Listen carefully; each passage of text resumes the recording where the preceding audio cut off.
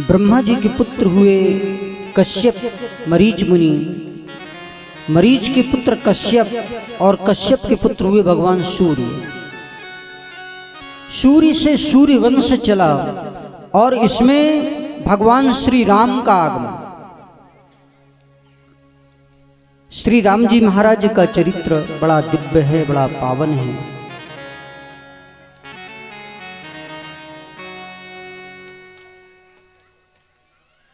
सूर्य वंश का अगर वर्णन किया जाए, सूर्य वंश का वर्णन किया जाए तो स्वयं श्री सुखदेव जी महाराज कह रहे हैं।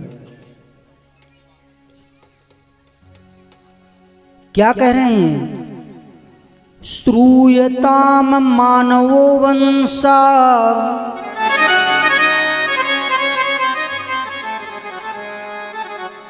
अगर मैं सूर्य के पुत्र मनु, एक मनु हुए कौन? वैवस्वत मनु, स्वयंभू मनु प्रथम हुए। अब ये जो मनु हैं वो वैवस्वत मनु हैं।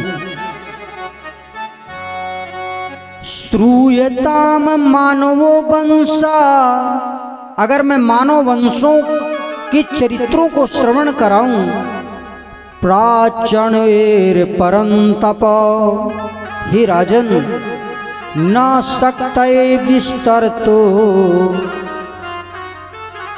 मेरी शक्ति नहीं है कि मैं विस्तार कर सकूं। कौन कह रहे हैं? श्री सुखदेव जी महाराज। मेरी शक्ति नहीं है कि मैं विस्तार कर सकूं। क्यों? वक्तुम वर्ष शतैरपि अगर मैं 100 वर्ष तक भी कहूंगा तब भी सूर्य वंश के राजाओं का वर्णन नहीं कर पाऊंगा। समझिए आप, 100 वर्ष तक कथा कही जाएगी तब भी सूर्य वंश के राजाओं का चरित्र समाप्त नहीं होगा। इसलिए नाम मात्र लिए गए, नाम लिए गए। अब ऐसा नहीं कि ये चरित्र मिलेंगे नहीं, तो है ना, ये चरित्र अन्य अन्य पुराण, शास्त्र, उप पुराण, श्रुतियां, स्मृतियां, उनमें सब में आपको मिल जाएंगे अलग अलग चरित्र में। 100 वर्ष तक भी कहा जाए तो नहीं। इसलिए इन राजाओं का वंश वर्णन, चूंकि हमें कृष्ण जन्म भी चलना है, तो राम जी का चरित्र आप लगभग सभी जानते ही हैं, इसलिए उसका विस्तार नहीं किया जा सकता है। बहुत ही संक्षेप में आप श्रवण कर लें। राम जी सूर्य वंश में और सूर्य के पुत्र मनु महाराज के पहले पुत्र हुए। मनु महाराज के एक पुत्र हुए, लेकिन किस प्रकार से हुए वह चरित्र आप श्रवण करें। जिस समय मनु महाराज के प्रथम पुत्र का चरित्र आता है, राजा के पुत्र नहीं हुए, तो उन्होंने अपने गुरुवर से कहा कि गुरुजी पुत्र चाहिए। गुरुजी ने यज्ञ प्रारंभ कर दी। रानी पास में आई और कहने लगी मुझे पुत्र नहीं, पुत्री चाहिए। गुरुवर कहने लगे पुत्रेष्ठ यज्ञ हो रहा है, पुत्र ही होगा। तो वो कहती नहीं, मुझे पुत्री चाहिए। उन्होंने कहा आप नहीं, पुत्र ही होगा।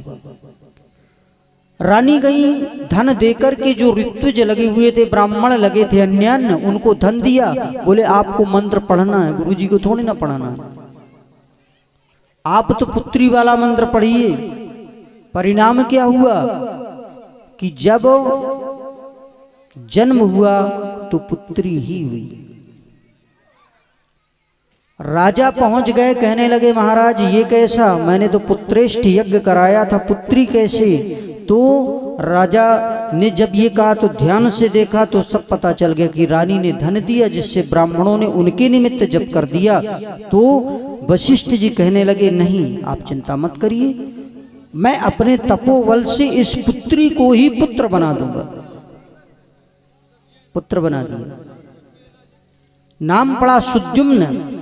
लेकिन समय देखिए कि वही जब राजकुमार बड़ा हो गया तो शिकार करने के लिए हिमालय चला गया, और हिमालय में उस क्षेत्र में पहुंचा जो क्षेत्र श्रापित था मैया पार्वती के द्वारा कि अगर कोई इसमें प्रवेश करेगा तो पुरुष प्रवेश करेगा तो स्त्री हो जाएगा। राजकुमार फिर उसी क्षेत्र में पहुंचा, उसके घोड़ा घोड़ी के रूप में, मित्र सखियों के रूप में, और वो स्वयं राजकुमारी बन गया सुद्युम्न। जब ये स्थिति हो गई, बहुत समय तक नहीं लौटे, तो महाराज ने कहा मेरा पुत्र कहाँ है? तो वशिष्ठ जी ने ध्यान से देखा तो पुत्र तो राजकुमारी बना है। और जानते हैं और क्या हुआ? उस राजकुमारी पर चंद्रमा के पुत्र बुध की नजर पड़ गई। उस राजकुमारी पर चंद्रमा के पुत्र बुध की नजर पड़ी, तो बुध और उस राजकुमारी के द्वारा, जिसका नाम इला है, सुद्युम्न राजकुमार है लेकिन राजकुमारी के रूप में इला, उनसे एक पुत्र की उत्पत्ति हुई जिसका नाम पड़ा पुरुरवा, जो बहुत बड़े बलशाली राजा हुए, चंद्रवंश के राजा हैं। और पुरुरवा से ही आगे चल करके यति ययाति संयाति इत्यादि बहुत सुंदर श्रेष्ठ पुत्र हुए हैं। तो इस प्रकार से महाराज जब यह पुत्र रूप में राजकुमारी के ही पुत्र हुआ, इसके उपरांत आगे के राजा ने कहा महाराज मेरे पुत्र को बुलाइए। महाराज ने पार्वती मैया से कहा कि मैया इसे पुत्र रूप में बदलो अब। तो पार्वती मैया कहती मेरा श्राप विफल नहीं हो सकता है, लेकिन तुम कहते हो तो ये 1 महीने पुत्र पुरुष रहेगा और 1 महीने नारी रहेगी। सुद्युम्न 1 महीने तो राजकुमार रहते और 1 महीने राज्य सिंहासन छोड़ करके अंदर प्रवेश कर जाते, राजकुमारी हो जाते। बड़ी विचित्र स्थिति, राजा बड़े कष्ट में। तो उन्होंने फिर कहा महाराजा फिर यज्ञ करिए। यज्ञ की गई, इस बार 10 पुत्र हुए यज्ञ के माध्यम से, और सबसे बड़े पुत्र का नाम था इक्ष्वाकु, जिनके नाम पर इतने श्रेष्ठ राजा थे कि इक्ष्वाकु वंश ही चला। सूर्य वंश से अब इक्ष्वाकु वंश चला। बड़ा सुंदर सुंदर चरित्र हैं। इन चरित्रों को अगर, चूंकि राम कथा नहीं है इसलिए नहीं, इन चरित्रों को लगता है कहते ही रहो। इक्ष्वाकु महाराज के 9 भाई और हैं। 9 भाइयों में श्रेष्ठ भाई हैं महाराजा सरियात, सभी श्रेष्ठ हैं। महाराजा सरियात की एक कन्या हुई जिसका नाम सुकन्या। सुकन्या नाम तस्यासीत कन्या कमल लोचना, बड़ी सुंदर है वो। च्यवन ऋषि के आश्रम में पहुंचती है और मिट्टी के रूप में च्यवन ऋषि बैठे हुए हैं, तो आंखों में वो लकड़ी डाल देती है, नेत्र फूट जाते हैं। अपराध हो गया ये। राजा जब जाने लगे, महाराजा सरियात इक्ष्वाकु के भाई हैं और मनु के पुत्र हैं, जब जाने लगे तो सबके पेट फूलने लगे। क्या कोई आश्रम में अपराध हो गया? जब ऐसा तो पहुंचे तो देखा, कन्या ने कहा मैंने अपराध कर दिया, मैंने एक मिट्टी समझ करके लकड़ी डाल दी, लेकिन वो अंदर कोई जीवित है, आंखों से रक्त निकलने लगा। सब आए, ऋषि से क्षमा मांगी, तो ऋषि ने कहा जिसने अपराध किया है वही मेरी सेवा करे। तो महाराजा सरियात को अपनी सुकन्या नाम की कन्या च्यवन ऋषि को दी गई। च्यवन वृद्ध है, लेकिन सुकन्या ने चूंकि राजकुमारी है, उसने सुंदर ढंग से सेवा की, और सुकन्या ने अश्विनी कुमारों से वरदान मांग करके अपने पति को यौवन पूर्ण कर दिया, जवान बना दिया। च्यवन ऋषि जवान हो गए। इस प्रकार से महाराजा सरियात आए तो उन्होंने देखा कि मेरी कन्या के साथ एक जवान पुरुष। पूछा कौन? सारी कथा सुनी तो उन्होंने कहा महाराज आप प्रतापी हैं, हे च्यवन ऋषि मेरे भी संतान नहीं है। तो उन्होंने उन्हें सुंदर संतान का कहा कि तुम्हारे एक पुत्र होगा। सरियात महाराज के पुत्र का नाम हुआ आनर्त, आनर्त के पुत्र हुए रैवत, और रैवत की पुत्री हुई रेवती, जो बलराम जी को ब्याही गई। ये महाराजा सरियात का वंशावली। 9 भाइयों में सबका चरित्र अलग अलग है, सब नहीं कहेंगे, बड़े सुंदर हैं। एक भाई का नाम है नभग, इक्ष्वाकु के मनु महाराज के 10 पुत्रों में से एक का नाम है नभग। नभग के पुत्र 6 हुए। 6 पुत्रों में 5 पुत्रों को तो पिता का हिस्सा मिल गया, लेकिन एक को नहीं मिला, उसका नाम पड़ा नाभाग, यानी कोई भाग नहीं मिला तो नाभाग हो गए। बड़े दुखी हैं। भाइयों से पूछा मेरा हिस्सा कहाँ, तो कहते हैं तुम्हारे पिताजी तुम्हारे शेर में चले गए, पिताजी की सेवा करो। वो पिताजी की सेवा करने लगे तो नाभाग ने कहा कि हे पुत्र जाओ। महाराजा मरुत चक्रवर्ती, प्रथम सम्राट महाराजा मरुत, जिन्होंने यज्ञ करवाई थी तो समस्त पात्र सोने के थे, जो भी मंडप बना था सब सोने का था, चबूतरा था वो भी सोने का था, कुंड थे वो भी सोने के थे। इतना सोना उस यज्ञ में प्रयोग किया गया कि ब्राह्मण नहीं ले जा पाए, कोई नहीं ले जा पाया, सोना आज भी पड़ा है वहां पर। जब ये सुना तो कहने लगे तुम जाओ और वहां से स्वर्ण ले आओ, वो सोना ले आओ।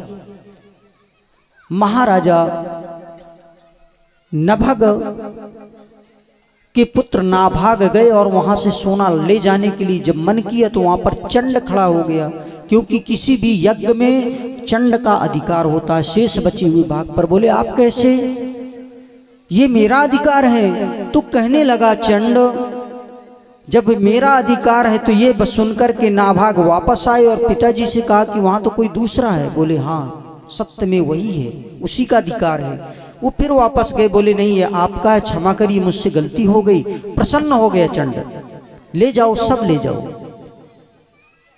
नाभाग ने सब स्वर्ण भरा और चले आए। राजन परीक्षित कहने लगे महाराज ये सब मुझे क्यों सुना रहे हैं? आपके मन में आ रहा होगा क्यों ये सब क्या करना है? तो बोले महाराज ये सब मुझे क्यों सुना रहे हैं, मेरी इच्छा ये सब सुनने की नहीं है, मैं तो कन्हैया को चाहता हूं ना। तो बोले मैं तुम्हें इसलिए सुना रहा हूं, ये चरित्र उन्हीं नाभाग के पुत्र हुए अम्बरीश, जिन अम्बरीश के कारण भगवान को 10 जन्म लेने पड़े।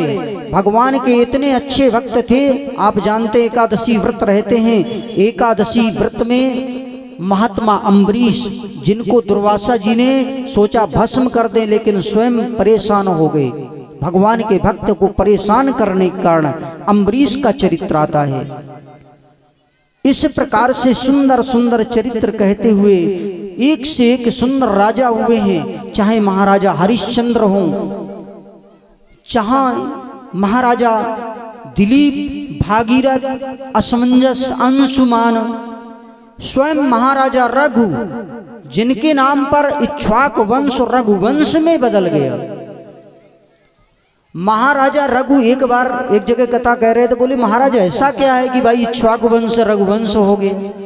रघु जी ने ऐसा क्या किया? तो रघु जैसा कोई दानी नहीं हुआ। इतना दान कर देते थे कि स्वयं मिट्टी के पात्रों में भोजन किया करते थे। ऐसे महाराजा रघु, जिन्होंने एक समय एक ब्राह्मण आए, सुनिए थोड़ी सी कथा, इसके बाद कृष्ण जन्म की ओर चलते हैं। राम जन्म के पश्चात कृष्ण जन्म की ओर। मात्र 15 मिनट, चूंकि 5 बजे तक कथा का समय और 5:10 हो गया है। आज थोड़ा सा समय दीजिए और बड़े प्रेम से थोड़ा सा चरित्र आप सुनिए रघु महाराज का, और रघु महाराज के बाद राम जी से प्रणाम करते हुए कृष्ण जन्म की ओर। एक ब्राह्मण आया और कहने लगा महाराज मैं बड़ा दुखी हूं। रघु महाराज कहने लगे बताएं क्या कर सकते हैं? बोले महाराज अगर आपको करना है तो आप इतना कर दीजिए कि मेरे खाने पीने की व्यवस्था बन जाए, कोई स्त्री मिल जाती। राजा रघु कहने लगे कि महाराज किसकी स्त्री आपको दे दें, किसकी कन्या आपको दे दें? वृद्ध हैं आप, मेरी 1000 रानियां हैं, आपको जो पसंद आ जाए वो रानी ले ले। वृद्ध महात्मा इधर से उधर जाएं, उधर से इधर जाएं और सभी रानियों को देखें और देख करके लौट करके कहने लगे महाराज कि कोई पसंद आई आपको? मगर महाराज अपनी ही रानी दे रहे हैं उनको। बोले महाराज कोई पसंद आई? बोले महाराज सब अच्छी लग रही हैं। जब ये कहा कि सभी अच्छी लग रही हैं तो बोले आपको जो सबसे अच्छी लगे वही ले लेने। बोले जब सब अच्छी हैं तो महाराज फिर बोले महाराज सब दे दीजिए ना। सभी की मांग कर दी उसने। तो महाराज ने संकल्प लेकर के अपनी 1000 रानियां उन ब्राह्मण देवता को दान में दे दी। बोले महाराज इनको आप खिलाएंगे पिलाएंगे क्या? अभी तक तो आप अपनी समस्या थी, अब इनको कौन देखे वालेगा। जब ये कहा तो महाराजा रघु ने अपना संपूर्ण राज्य भी साथ में संकल्प में दे दिया। बोले महाराज आप बैठिए सिंहासन में, अब मैं जाकर के वन में तप करूंगा। इस प्रकार से महाराजा रघु, और भी बहुत बड़ा चरित्र है, नहीं कह रहे हैं, बस इतना समझ लीजिए कि राम जी ने, एक ब्राह्मण ने जो सीता मैया का हरण किया, उसके लिए उन्होंने ब्राह्मण वंश का ही विनाश कर डाला। लेकिन एक रघु महाराज थे जिन्होंने अपने एक मांग करने पर 1000 रानियों राज्य के समेत दान में दे दी। सोचिए, इसलिए उन महाराज का रघुवंश चलने लगा। और यहाँ इस रघु के पुत्र, महाराजा रघु के पुत्र हुए अज महाराज, और अज के पुत्र हुए महाराजा दशरथ। दशरथ जी महाराज के श्री राधे राम लक्ष्मण भरत और शत्रुघ्न सभी आप जानते हैं। बस इतना समझ लीजिए कि राम जी के जीवन में अगर कुछ है, राम जी महाराज का प्रादुर्भाव हुआ है, कहीं से भी आप कैसे भी ले लें, बड़ा सुंदर दिव्य चरित्र है। राम जी महाराज तो जीवन में उतारने योग्य है ना। नीतो प्रीत परमारथ स्वारथ, को न राम सम जाने जथारथ, को न राम सम।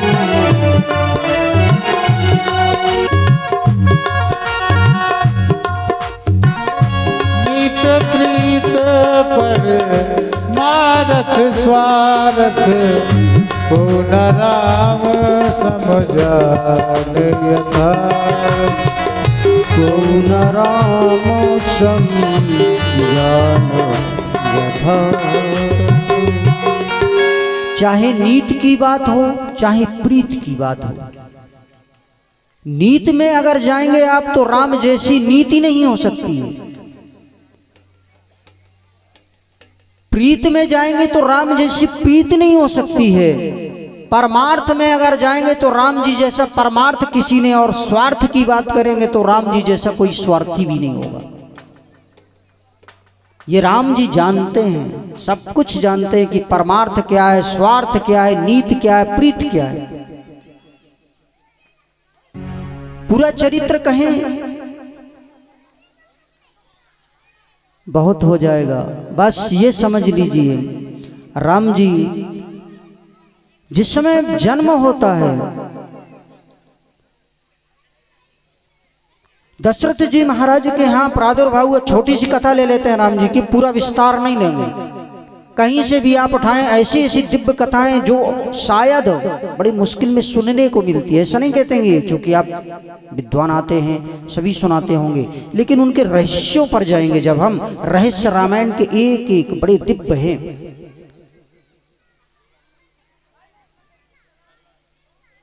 विश्वामित्र जी महाराज राम जी को मांगने के लिए आते हैं। चलिए यहां से चलते हैं।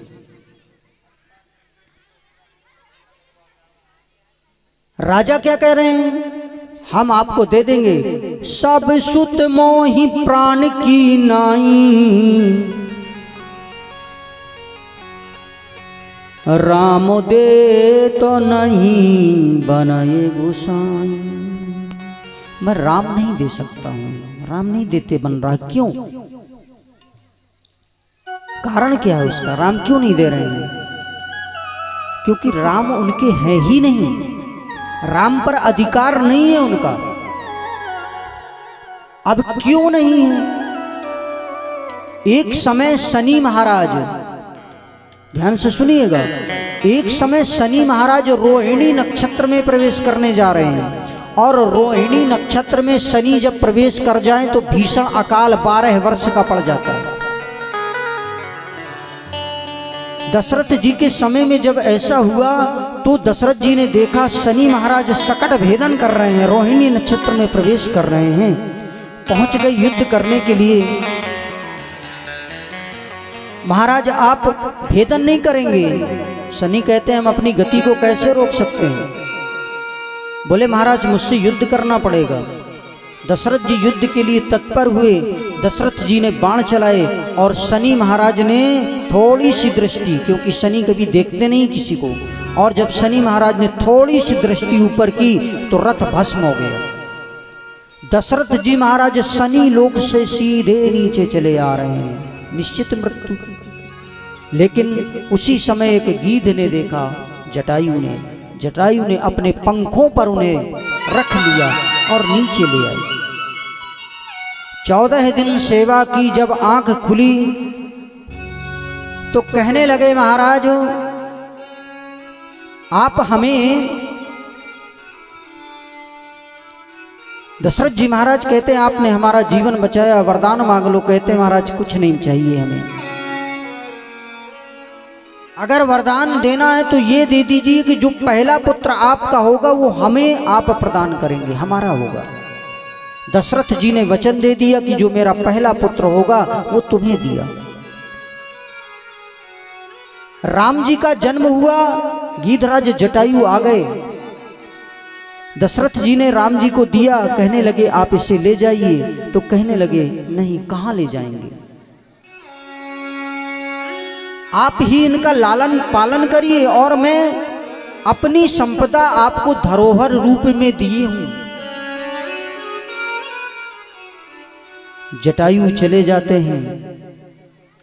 राम जी धरोहर हैं, इसलिए राम दे तो नहीं बनाए गोसाई, कैसे दे दो, दूसरे के हैं।